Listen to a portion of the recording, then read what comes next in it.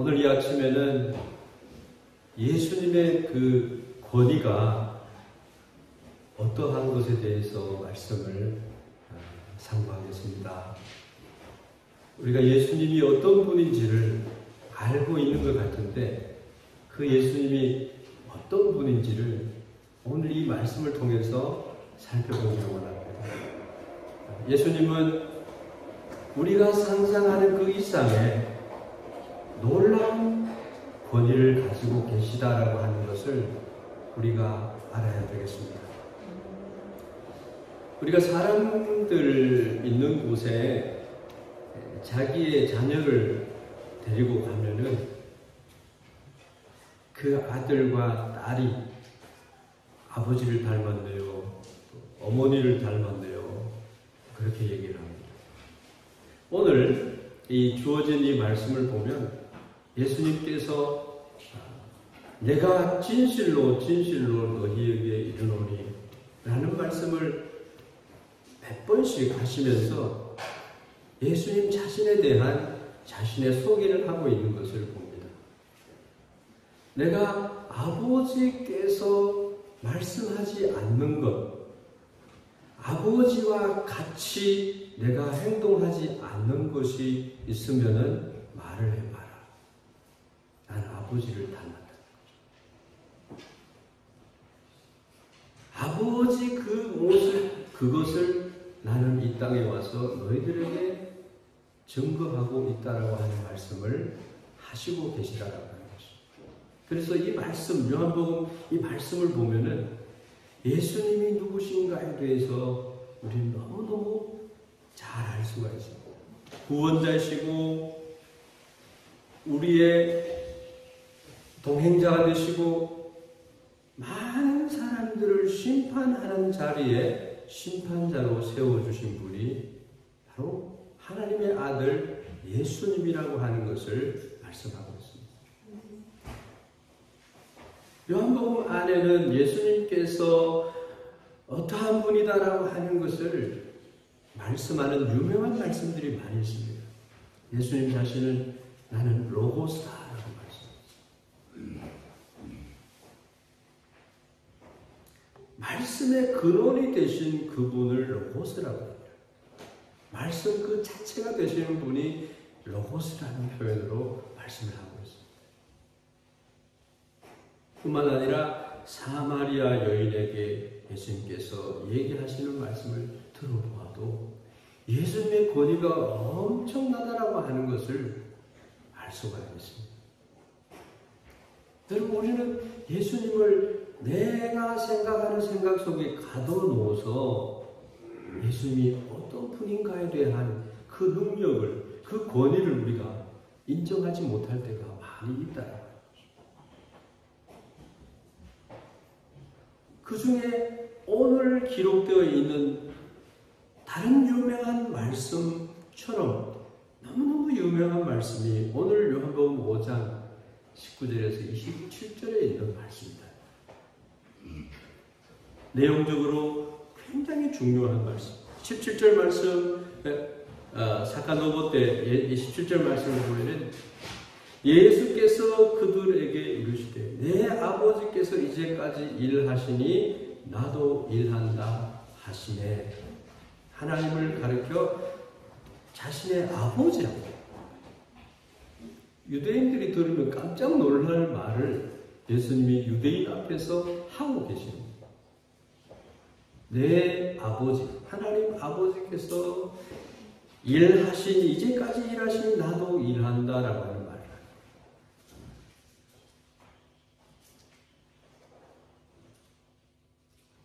이사야 선지자가 700여 년 전에 예수님이 동정녀 마리아로부터 이 땅에 오실 것을 예언하시고 그로 인하여서 베들레헴 말구유에 예수님이 오셨어요. 근데 영접하지 않는 자들이 너무 많아서 영접하지 않는 자들이 있는 그 가운데 예수님께서 내 아버지가 너희들이 믿고 따르고 있는 창조주 하나님이다라고 하는 말씀을 하십니다. 이 사람들은 전혀 그 말의 뜻을 이해하지를 못하고 있었습니다. 그러다 보니까 예수님께서 공생의 3년 동안에 바리새인들과 율법학자들과 사두개인들에게 이스라엘의 지도자들을 위시해서 많은 이스라엘 백성들에게 미움을 받아요. 결국은 아버지 하나님께서 많은 선지자들을 보내다가 아들을 보내면 저들이 믿을 것이다. 상속자가 오면은 저들이 예수님을 영접할 것이다 했는데 예수님을 어떻게 했습니까? 십자가에 못 박아 죽였어요. 그 모든 예수님의 그 사역들은 우리들을 구원하시기 위한 하나님의 구원 계획 속에 들어있었던 것이지만 그러나 저들은 예수님을 모르고 예수님을 십자가에 못 박아라. 그래서 십자가에 못 박았다는 거죠.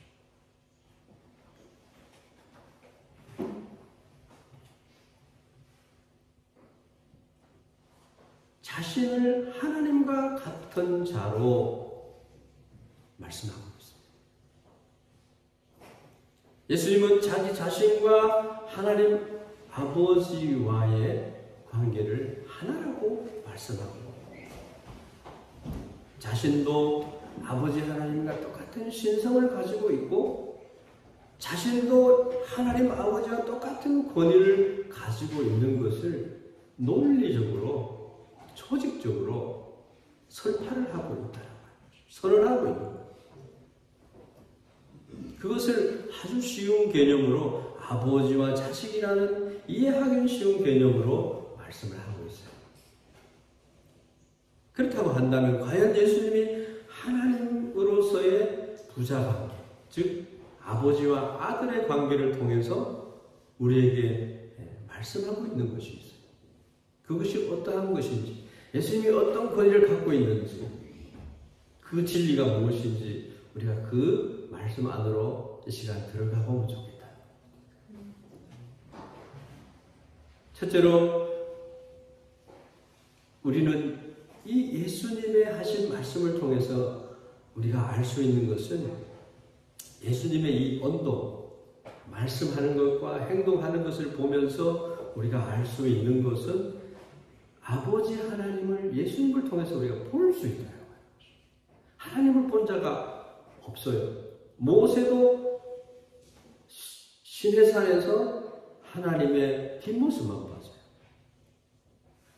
뒷모습을 봤을 때 모세의 머리에는 뿔이 하나 난 것처럼 하나님의 영광을 본 자의 모습이 그러했습니다. 이사야 선지자는 이사야서 6장 5절 말씀에 화로다 나요 망하게 되었다. 내가 하나님의 전에서 하나님의 그 얼굴을 배웠습니다. 그렇게 얘기를 하고 있습니다. 아무도 하나님 앞에 설 수가 없는. 그런데 예수 그리스도를 통해서 하나님의 영광을 볼 수 있다. 하나님을 볼 수 있다. 하나님이 독생자 예수 그리스도를 통해서 하나님을 나타내 주셨다라고 하는 거죠. 오늘 5장 17절 말씀에 나의 아버지라고 말씀하고 있습니다. 유대인들이 하나님을 부를 때는 하늘에 계신 아버지라고 합니다. 예수님하고 유대인들하고의 하나님 아버지를 부르는 부름의 정도가 차이가 있다는 거예요. 아무나 자기 낳아준 부모가 아닌 사람에게 아버지라고 할 수는 없잖아요. 근데 하나님은, 예수님은 하나님을 아버지라고. 예수님 때문에 우리도 하나님을 뭐라고 부릅니까? 아빠라고, 아버지라고. 그것이 우리에게 놀라운 축복인 줄 믿습니다. 예수님 때문에 우리가 양자의 영을 받았어요. 성령을 받았어요. 성령으로 우리는 다시 하나님의 자녀로 거듭나서 태어났다. 니고데모는 내가 나이가 들어서 아버지 어머니 뱃속에 다시 들어가서 내가 태어납니까? 라고 물었지만 성령으로 거듭나서 태어나는 그런 축복을 우리가 누리고 있다. 예수님께서는 유대인들이 가지고 있는 그 거리감이 전혀 없는 거예요. 진짜로 부자관계처럼 아버지요? 라고 얘기해요. 그 친밀함은 아버지와 자식 간에 가질 수 있는 거예요. 예수님께서 가르치고 있는 이 아버지라고 하는 말은 전혀 다른 의미를 갖고 있다. 예수님이 말씀하시는 장소에는 유대인들과 유대의 종교 지도자들은 예수님의 신분이 무엇을 의미하는지를 잘 알고 있었습니다. 그 말 한마디로 예수님의 신분이 어떻게 되는지에 대해서 그들은 알고 있었어요. 그렇지만 그것을 인정하고 싶지 않고 그것을 받아들이고 싶지 않았던 것입니다. 예수님이 하나님을 자신의 아버지라고 부르시는 것은 신분에 있어서 아버지와 같다라고 하는 것을 얘기하는 것입니다.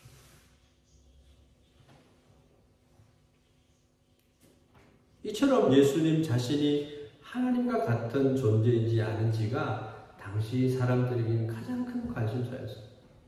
예수님의 3년 동안의 그 행적을 살펴보면 예수님이 하나님이신지 아닌지를 분명히 알 수 있었음에도 불구하고 그들은 인정하기를 원치 않았어요. 물고기 2마리, 보리떡 5개로 2만 명을 먹이고 12강조리를 남겼다는 거예요. 38년 된 병자를 일으켜 낫게 했다는 거예요. 문둥병 환자 10명을 다 낫게 했다는 거예요. 십자가에 돌아가신 뒤에 3일 만에 부활하셨다고. 가장 큰 기적 중에 하나가 부활의 첫 열매가 되신 예수님의 부활이다라고 하는 거죠. 예수님의 권위 아래는 부활하신 예수님의 그 부활이 우리의 부활이 되게 하시는 권세가, 권능과 권위가 예수님 안에 있다라고 하는 거죠. 우리를 구원하시기도 하고 우리를 심판하시기도 하는 분이 예수님이다.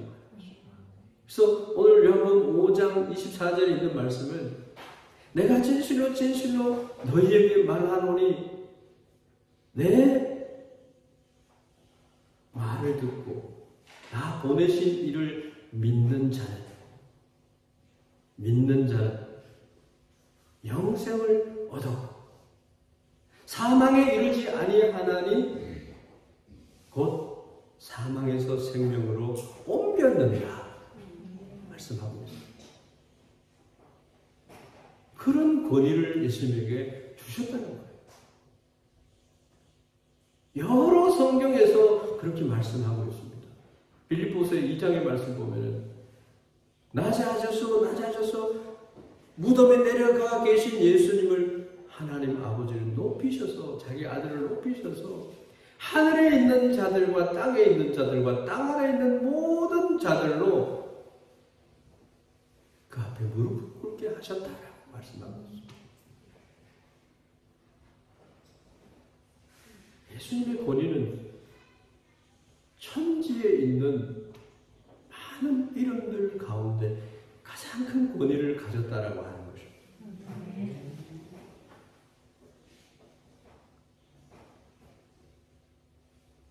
예수님 당대에 또 초대교회에 있어서요. 예수님이 진짜 하나님인지 사람인지 거기에 대한 논쟁이 있었습니다. 아주 유명한 논쟁이기 때문에 그것을 여러분에게 오늘 소개를 좀 드려야 되겠습니다. 초대교회 시대에 있어서 신학적으로 가장 큰 논쟁이 있었다라고 한다면 예수 그리스도의 신성 부인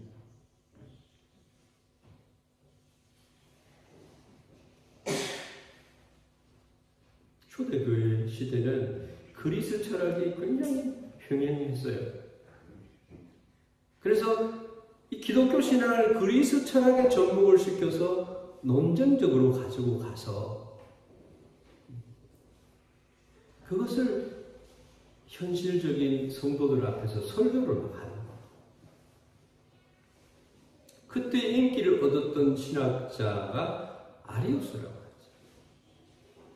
지금도 자유주의 신학자들, 일본의 자유주의 신학 교회들이 너무 많이 있어요. 예수님 하나님이 아닌 것처럼 얘기하고 구원을 받는 것에 있어서 사람의 노력이 50% 필요하다.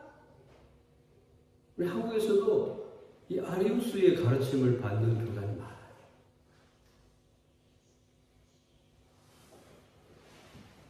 통합적도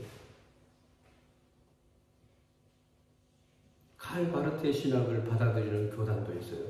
WCC에 가입된 교단도 많이 있어요. 굉장히 위험한, 하나님의 말씀이 되도록 하는 그러한 부분에 있어서 결점이 있다, 결함이 있다.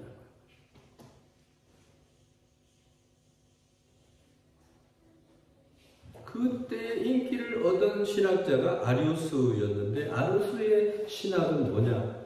아리우스는 예수 그리스도는 유한한 시간에 있는 피조물인 인간이라고 말했어요.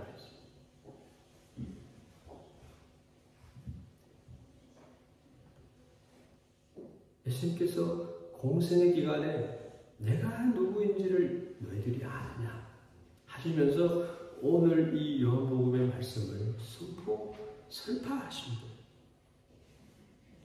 즉 예수님은 신성이 없는 존재이고 오직 하나님을 닮은 본성만 가지고 있다고 아리우스는 얘기를 하고 있는 거예요. 예수님은 신이 아니다. 단지 신적 영웅이라고 말했다. 그래서 이 아리우스의 주장을 닮아가는 사람들은요, 나도 예수님이 될 수 있다 그러면서, 그래서 문선명이도 나오고요, 박태선이도 나오고요, 내가 예수다 하는 사람들이 여기저기서 나오는 거예요. 마호메트도 나오고. 예수님보다 더 마지막 선지자가 마호메트라고요. 이 말씀을 말씀으로 제대로 이해하지 못한 자들의 오류를 인해서 많은 영혼들이 거기에 매몰되어서 멸망의 길에 서게 된다. 오늘 예수님의 신성을 부인하는 대표적인 종교가 여호와 증인 종교예요.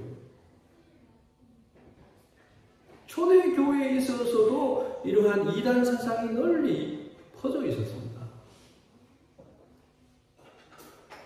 그런데 여기에 대항을 해가지고 아리우스의 이단 사상이 백성들에게, 그리고 학회까지 막 퍼지면서 니케아 공의회가 열렸습니다. 종교 지도자들이 다 모였습니다.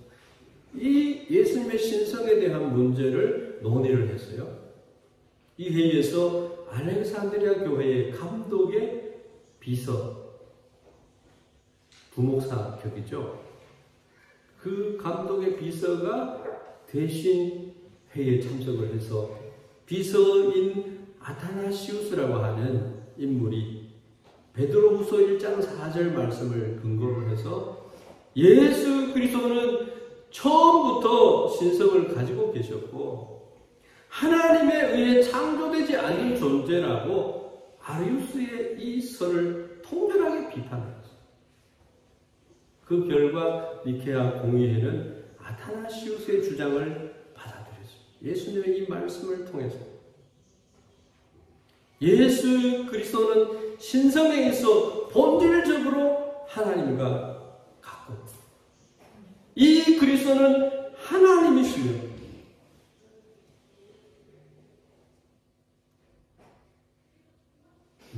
인간이 되시며 하나님이 되시며 양성을 동시에 가지고 계신, 우리를 죄에서부터 대신 십자가를 지시기 위해서 오신 사람으로 말씀이 육신이 되어 우리 가운데 거하시니 우리가 그를 볼 때 그 영광이 하나님의 영광과 같다.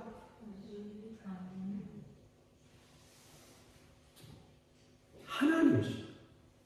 사람이십니다. 거기서 채택된 신앙 고백이 바로 삼위일체, 성부, 성자, 성령 하나님은 한 분이시고 그 각 위로는 삼위를 가지고 계셔서 그 하시는 일에 있어서는 하나님의 섭리와 계획, 예수 그리스도의 본인 스스로께서 이 땅에 오셔서 구속을 이루어 주시는 분으로 오셨고, 예수님이 승천하신 이후에 다시 우리와 영원토록 함께 하시기 위해서 예수님과 하나님 아버지로부터 보내심을 받은 성령님이 계신다. 그분이 세상 끝날까지 우리를 보증해 주시는 분으로, 함께 하셔서 위로해 주시는 분으로, 슈퍼 카운셀러로 우리와 함께 계시는 위로의 하나님이다. 모든 위로의 아버지 되시는 성령님. 이 논쟁은 글자 하나를 붙이느냐 마느냐. 그래서 이오타 논쟁이라고 하는 별명이 붙어 있습니다. 내용에 있어서는 예수님을 그냥 사람으로 보느냐, 거룩한 하나님으로 믿고 바라보느냐. 엄청난 차이가 있습니다. 포스트 모더니즘 시대에 살아가는 우리에게 있어서 이 신학 논쟁이 다시 우리의 삶을 뒤흔들고 있어요. 예수님을 인정하지 않으려고 하는 사람들의 마음속에는 예수님은 성인군자야 이렇게 보는 거예요. 하나의 철학자로 보는 거예요.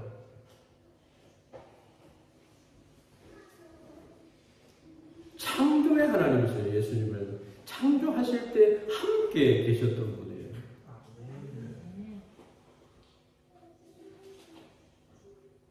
그것을 예수님은 열변을 가지고 얘기하는 거예요. 근데 거기서 깨달은 자들은 없어요. 영접하는 자고 그 이름을 믿는 자들에게는 하나님의 자녀가 되는 권세를 주셨으니 라고 말씀하는 예수님의 말씀을 이해하지를 못해요. 하나님은 자신의 영광을 우리에게 보여주셨어요. 그래서 독생자 예수 그리스도를 이 땅에 보내주시면서 하나님 자신의 영광을 예수님을 통해서 보여주셨다라는 것이죠. 불가시적 하나님 자신을 사람이 볼 수 있도록 하시기 위해서 아버지 하나님과 같은 신성을 가지고 계신 하나님이신 예수 그리스도를 이 세상에 보내셨다는 거예요. 그래서 예수 그리스도께서 오셔서 보여주신 말씀은 결코 사람으로서 할 수 있는 말과 행위가 아니었어요. 그냥 지혜로운 사람이 남긴 속담 정도가 아니라 이미 사람이시면서 사람의 차원을 넘어선 말씀을 하고 계시는 것을 볼 수 있어요. 그러함에도 그것을 인정하지 않으려고 하는 자들이 예수님의 하나님 되심을 부정하는 거예요. 예수님 이런 말씀했습니다. 오직 너희는 원수를 사랑하고 선대하며 아무것도 바라지 말고 꾸어주라. 그리하면 너희 상이 클 것이요 또 지극히 높으신 이의 아들이 되리니 그는 은혜를 모르는 자와 악한 자에게도 인자하시니라. 하나님 아버지를 너무너무 잘 아시는 거예요. 나의 아버지 하나님은 이러한 분이죠 라고 얘기를 하고 있는 거예요. 이 말씀은요 상식과 윤리를 추월한 말씀이에요. 우리는 받는 대로 갚아줘요. 야를 했다라 야. 토크니 니혼지와 야를 했다가 살고만의 야를 日本ばかりですか？人間の心には中国人も同じですよ。中国の映画を見るとやられたら最後までやる。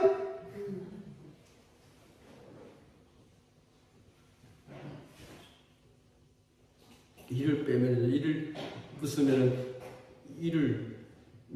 그러면 눈을 갚아야 돼.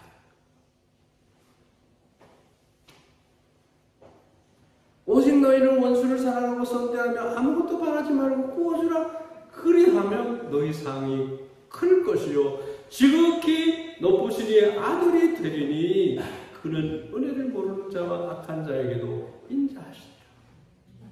이런 윤리가 어디 있어요? 상식에 어긋나는 우리 생각과는 전혀 차원이 다른 그분을 예수님은 아버지인 것을 증명하고 있는 거예요. 또 야고보 8장 32절에 진리를 알지니 진리가 너희를 자유롭게 하리라. 진리는 예수님입니다. 현자의 지능과 연구를 초월한 말씀이에요. 또 예수님이 말씀합니다. 내 살을 먹고 내 피를 마시는 자는 영생을 가졌고 마지막 날에 내가 그를 다시 살리리라고.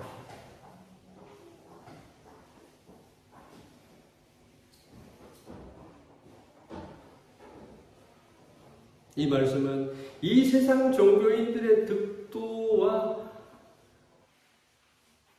법원이라는 것을 넘어서 말해요. 예수님 자신을 지칭해서 그렇게 말합니다.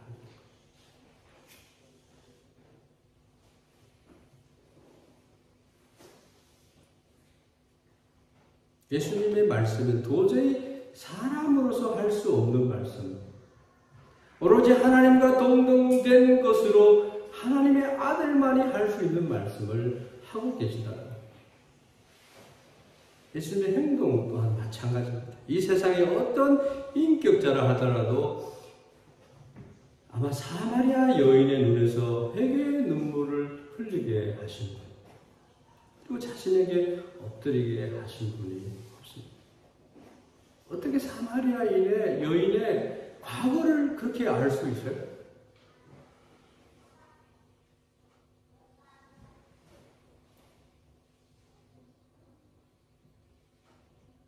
예수님은 사람으로서 도저히 할 수 없는 말씀과 행동을 하고 계십니다. 이런 예들을 얘기를 하려면 엄청나게 많아요. 다 말할 수 없어요. 그래서 우리는 예수님을 알 때 예수님은 요셉의 아들 아니에요.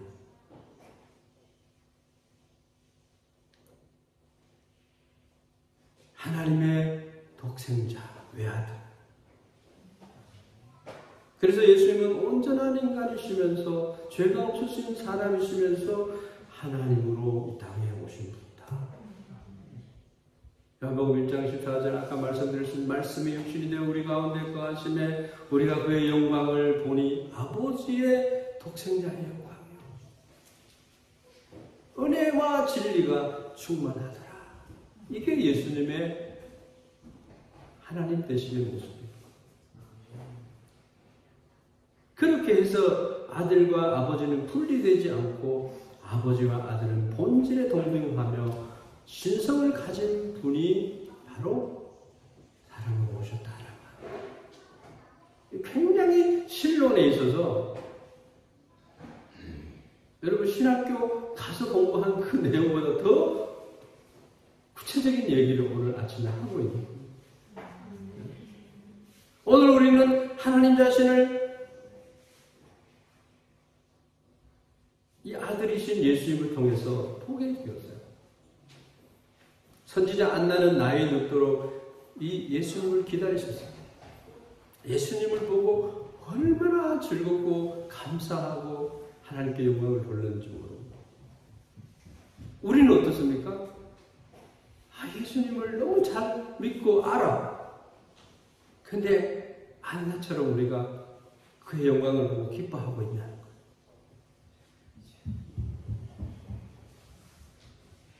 우리는 이처럼 큰 은혜와 특권과 축복을 받고 살아가고 있다는 것입니다. 2022년도에 샌다이 교회의 슬로건은 하나님의 영광을 바라보자. 그 영광 앞에 우리가 잠잠하자라는 거예요. 예수님의 십자가의 은혜로 우리가 됐잖아요. 철저하게 하나님의 영광, 예수님의 그 권위 앞에서 우리가 부복하지 않고 거기에 영생이 있고 축복이 있고 기쁨이 있고 사랑이 있고 성령의 열매가 주렁주렁 열리는 은혜가 있다라고 하는 거죠.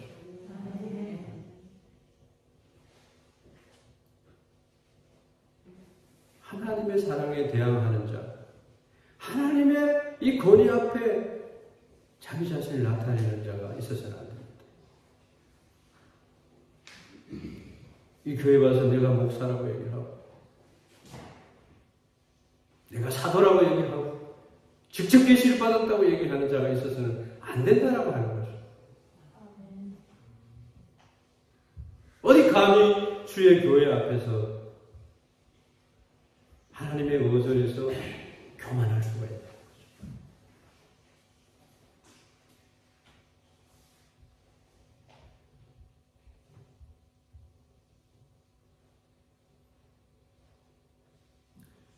이미 우리는 예수님의 오늘 이 말씀과 그 십자가에서 우리를 대속해 주신 구속의 은혜 가운데서 그 은혜를 바라보면서 하나님의 영광을 찬양하고 있다라고 하는 거죠. 두 번째로는 우리는 예수 그리스도를 통해서 아버지를 믿을 수 있다.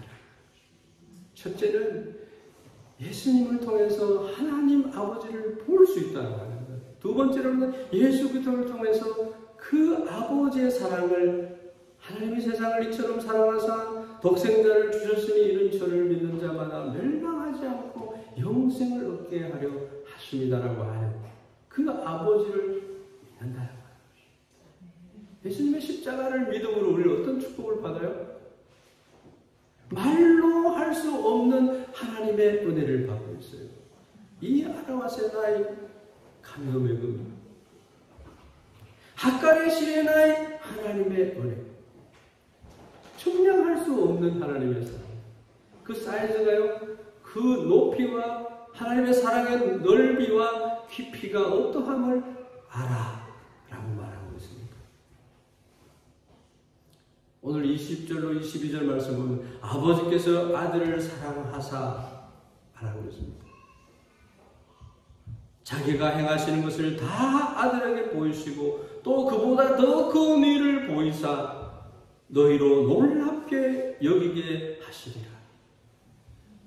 사람들이 볼 때 하나님 아들, 하나님의 아들을 하나님이 사랑하셔서 아버지이시기 때문에 아버지께서 죽은 자들을 일으켜 살리심과 같이 아들도 자기가 원하는 자들을 살리십니다. 예수님이 나사로야 무덤에서 일어나서 나와라.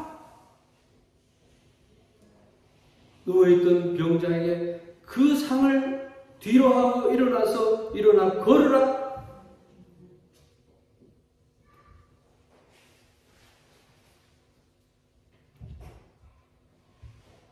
아들도 자기가 원하는 자들을 살리느니라. 아버지께서 아무도 심판하지 아니하시고 심판을 다 아들에게 맡기셨습니다.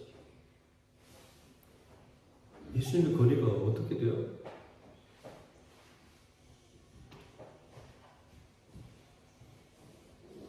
쉬지 말래 이렇게 하는 거 여러분 잘 안다고 했잖아요.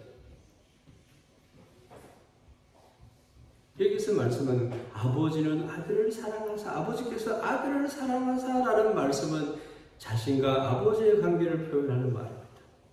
즉 아버지와의 친밀한 관계를 나타내는 거죠. 아버지께서 아들을 사랑하시는데 독생자 예수님을 낮추셔서 사람이 되게 하셨다는 것입니다. 그것을 빌립보서 2장 6절 8절에 이렇게 말씀하고 있습니다. 그는 근본 하나님의 본체시나 하나님과 동등됨을 취할 것으로 여기지 아니하시고 오히려 자기를 비워 종의 형체를 가지사 사람들과 같이 되셨고 사람의 모양으로 나타나사 자기를 낮추시고 죽기까지 복종하셨으니 곧 십자가에 죽으십니다. 아버지이든 하늘의 아버지이시더라도 아버지로서는 도저히 할 수 없는 것을 허락을 하셨어요. 어째서 하나님 아버지께서는 외아들을 이 세상에 보냈느냐 하는 거죠. 그것은 아버지 하나님께서 하시는 일들을 모두 아들에게 보여주기 위해서, 아들을 통해서 우리에게 보여주시기 위해서 이러한 것보다 더 큰 일을 자식에게 보여주시기 위해서, 우리를 자녀로 불러서 우리에게 보여주시기 위해서, 우리들을 놀라게 하시기 위해서 그렇게 하셨다는 것이죠. 그게 우리가 믿고 있는 예수 그리스도의 아버지 하나님, 예수 그리스도를 통해서 나의 아버지 하나님이 되십니다. 아버지는 끝까지 우리를 책임지시고 사랑해 주세요. 그 사랑 안에서 우리가 그 은혜 안에서 헤엄칠 정도로 우리가 축복을 받은 인생이에요. 그런데 그거를 민호하시대요. 하나님의 말씀의 진리 안에 들어와야지 하나님의 사랑을 받을 수 있어요. 성도의 교통함 속에 우리가 연합할 수가 있어요. 그 은혜를 저버리면은 그 인생은 끝이 난 거예요. 거기에서 180도 돌아서서 회개하지 않으면 하나님은 예수 그리스도가 심판자신데, 심판하신데 성령을 거역하는 자는 용서받지 못할 죄이라고 하는 것입니다. 하나님께서는 어떤 일을 하시는가? 예수님의 언행을 통해서 우리에게 하신 일을 보여주셨다. 세상 죄를 제거하는 십자가의 사건과 성령 강림을 우리는 알 수 있습니다. 21절, 22절 말씀을 보면은 심판하시는, 즉 아버지가 죽은 자를 부활시키셔서 생명을 주시듯이 아들도 주고 싶어 하는 자에게 생명을 준다라고 하는 거죠. 아버지는 아무도 심판하지 않고 재판은 일절 자식에게 맡기고 계시다라고 하는 거죠. 그래서 다시 재림하는 예수님은요, 가차없이 우리를 심판하시는데 우리는 심판에 이르지 아니하는 거예요. 예수님의 하나님 되심을 영접하지 않는 자는 구원에서 제외되는 줄로 압니다.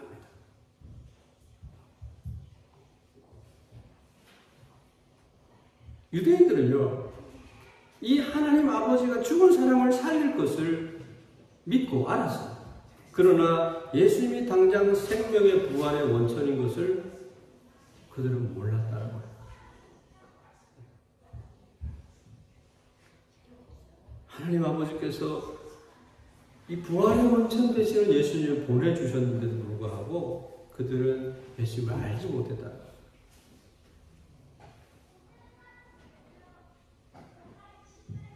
그래서 우리가 알아야 될 것은 예수님은 구원과 심판에 대한 권능을 가지고 계시다. 아버지께로부터 위임을 받았다. 아니야, 너가 해. 너가 해. 자녀는요, 아버지와 같은 신분을 가지고 하나님과 함께 일하고 계십니다. 그것을 예수님이 힘있게 드러내고 있습니다. 아버지께서 지금도 일하시니 나도 일한다. 그 말이 무슨 말이냐면은 안식일에 일하면 안 돼요. 5리 이상 걸어서 2km 이상 걸어서 나가면 안 돼요. 그런데 생명에 관한 일을 예수님이 하셨어요. 그때 유대인들이 비난을 했어요. 아버지께서는 일하신다는 거죠. 섭리하셔야 하나님. 주일날에 우리가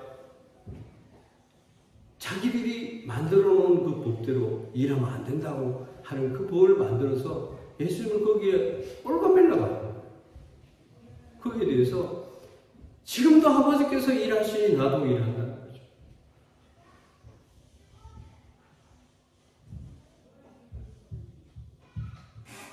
23절, 24절 말씀 보면요.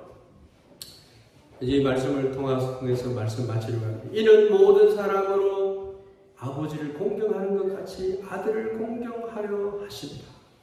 아들을 공경하지 아니하는 자는 그를 보내신 아버지도 공경하지 아니하느니라.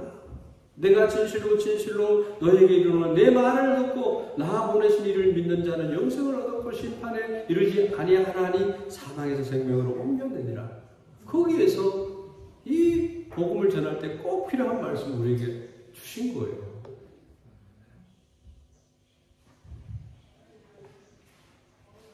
이 말씀은 아버지가 왜 자식을 세상에 보냈느냐는 결론적인 대답을 하고 있는 것입니다. 그것은 모든 사람으로 아버지를 공경하는 것 같이 아들을 공경하게 하려 하십니다. 예수님 많이 사랑하시고 공경하시기를 바랍니다. 공경한다라고 하는 말은 예수님의 명예를 더럽히지 않는 그 이름을 업신여기지 않는 거예요.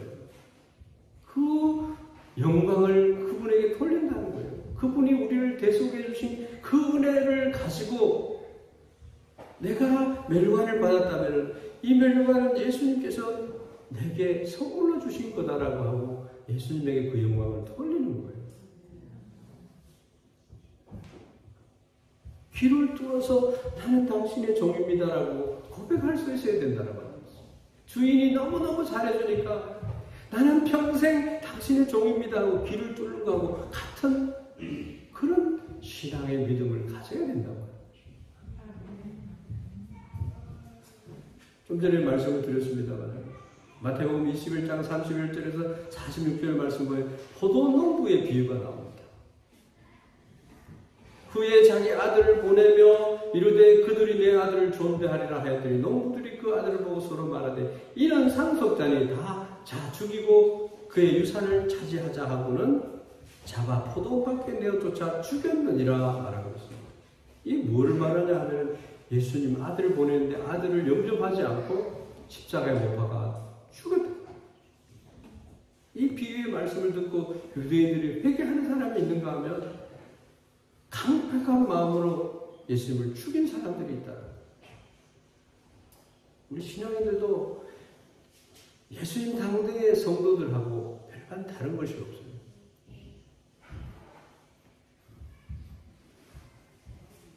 그래서 계속해서 예수님은 분명하게 말씀하고 계십니다. 내가 진실로 진실로 너희에게 이르노니 이 말씀을 계속하고 있습니다. 이 말은 무슨 말이냐면 예수 그리스도를 통해 하나님을 공경하고 믿느냐에 따라 구원과 심판이 결정된다라고 하는 말씀을 하시고 계십니다.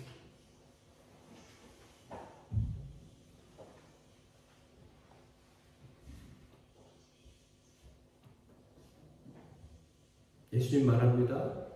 아버지는 당신들이 믿는 하나님이고 나도 아버지와 마찬가지로 공경해야 할 하나님의 아들이라고 선언하고 있습니다. 예수님의 그 사역으로 말미암아 구원자이시며 심판주라고 선언하고 있고요. 믿는 자에게는 영원한 생명으로 부활을 약속하고 믿지 않는 자에게는 지옥에서의 영원한 형벌과 심판을 얘기하고 즉 제2의 죽음이 선언되고 있다. 한 번 죽는 것은 우리에게 정하신 거예요. 그 후에는 심판을 받아서 영원한 지옥이냐 천국이냐가 결정된다라고. 청교도들은 이렇게 전도했다고 해요. 제2의 심판을 받지 않기 위해서 예수님을 믿으세요. 이렇게 전도했다.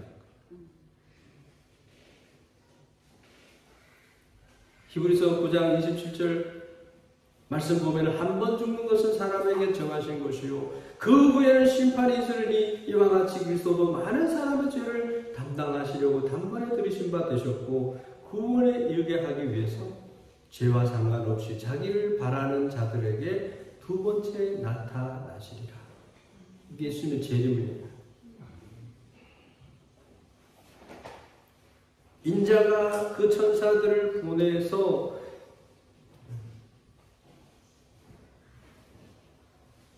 그들이 그 나라에서 모든 넘어지게 하는 것과 또 불법을 행하는 자들을 거두어 내어 불문불에 던져 넣으니 거기서 울며 이를 갈게 되리라. 그때의 의인들은 자기 아버지 나라에서 해와 같이 빛나리라. 귀 있는 자는 들으라 말하고 있습니다. 오늘 아침에는 조금 기도를 하면서 하나님 말씀이 되게 해주십시오. 오늘 설교가 좀 어려워요. 이 말을 알아들을 수 있도록 하나님 역사해 주십시오. 이렇게 기도를 많이 드렸어요.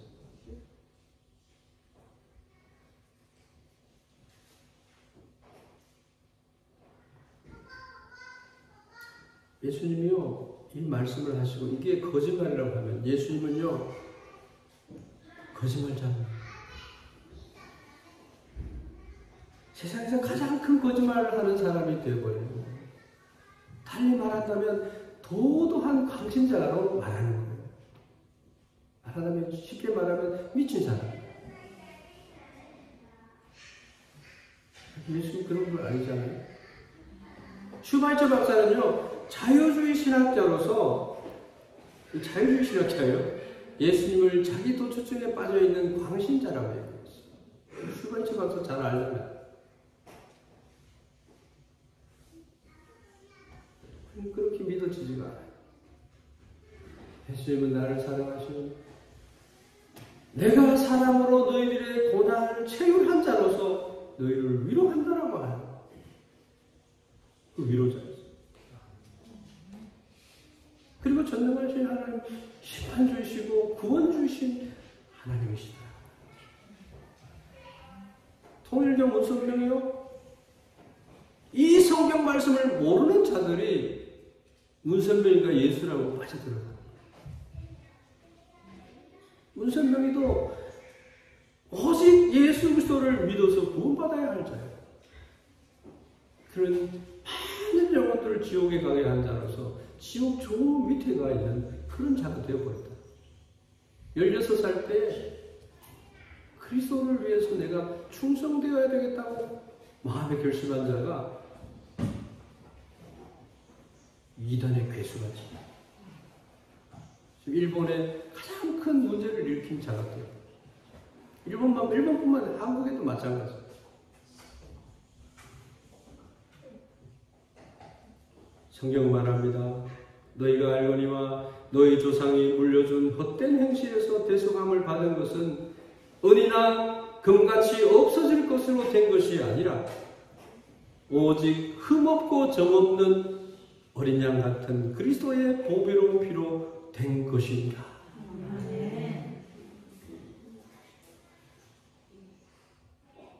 사랑하는 성도 여러분, 사람이 하나님을 안다는 것은 아버지와 아들의 관계를 통해서 너무너무 잘 알 수 있어요.